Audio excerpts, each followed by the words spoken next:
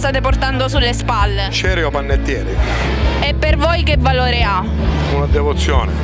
E che emozione è portarla? Non si può capire. Chi non lo prova non si può capire. Dopo questi anni di Covid, com'è rivivere questa festa? È bellissimo. È una cosa bellissima. Chi rappresentate? È il primo Cerio Rinoti. La prima è nata a Catania.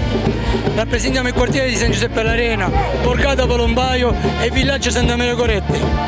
Sono 3 quartieri e siamo tutti che la portiamo della zona. E da genitore a genitore.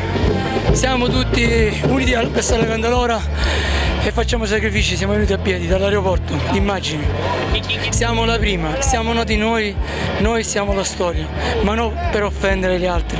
Noi siamo la festa di Sant'Agata, le Candelore sono la festa di Sant'Agata, tutte le Candelore. Se c'è qualcosa, qualche distinguo, però alla fine le Candelore è il folklore della festa di Sant'Agata. E come diceva Luigi Maina, la festa di Sant'Agata è del popolo, e aveva ragione, non della politica, è del popolo. Che Candelora rappresentate? I Ceriotto Frutticoli.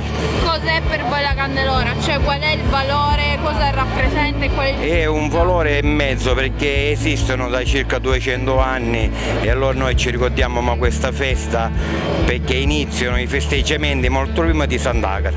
Oggi fino alle 11, poi è tutta religiosa.